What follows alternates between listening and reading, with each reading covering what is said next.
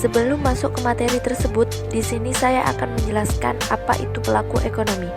Pelaku ekonomi adalah orang atau badan usaha yang melakukan kegiatan ekonomi seperti konsumsi, produksi, dan distribusi. Dalam ilmu ekonomi, kegiatan ekonomi itu dilakukan oleh 4 pelaku utama. Yang pertama, pelaku rumah tangga produksi atau RTP. Yang kedua, pelaku rumah tangga konsumsi atau RTK. Yang ketiga, pelaku rumah tangga negara atau RTN. Dan yang keempat, masyarakat luar negeri atau MLN. Perekonomian dua sektor biasa juga disebut dengan perekonomian sederhana.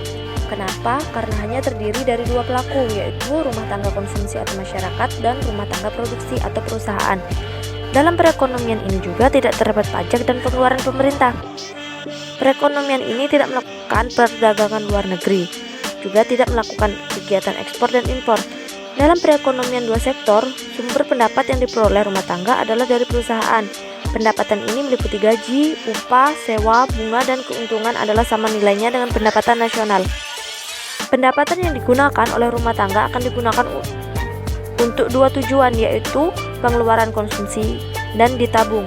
Tabungan ini akan dipinjamkan kepada penanam modal atau investor dan akan digunakan untuk modal untuk membeli barang-barang seperti mesin, bahan baku, peralatan produksi, mendirikan bangunan pabrik, dan bangunan kantor. Dalam model arus perputaran faktor produksi, barang dan jasa, serta uang antara rumah tangga dengan perusahaan dapat kalian lihat pada gambar di bawah ini.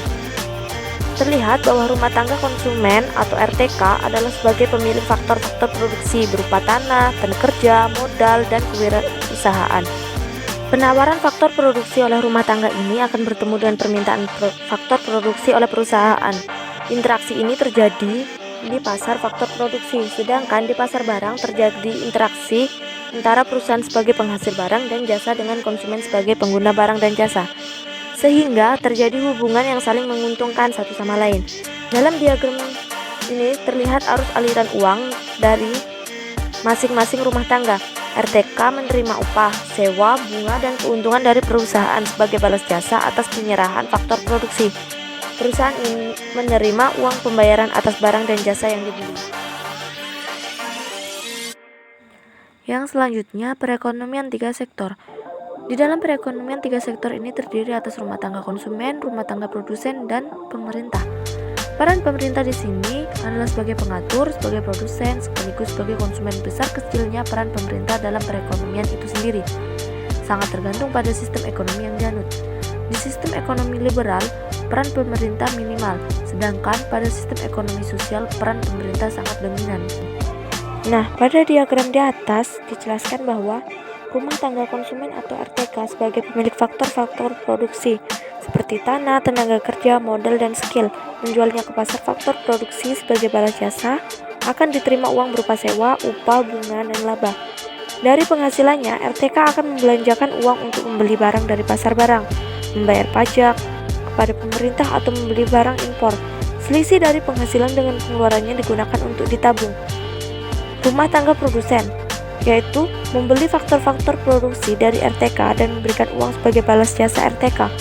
Selanjutnya, RTP memproduksi barang atau jasa yang dijual ke pasar barang atau diekspor. Hasil penjualan tadi yang berupa uang digunakan selain untuk membayar faktor-faktor produksi, juga digunakan untuk membayar pajak pada pemerintah dan melakukan investasi. Dan yang terakhir, rumah tangga pemerintah atau negara memperoleh pendapatan dari penerimaan pajak pribadi, pajak usaha, biaya masuk, dan sumber lain. Pendapatan ini digunakan pemerintah untuk membangun negara dengan cara belanja barang, membayar gaji pegawai negeri, memberikan subsidi, dan lain sebagainya.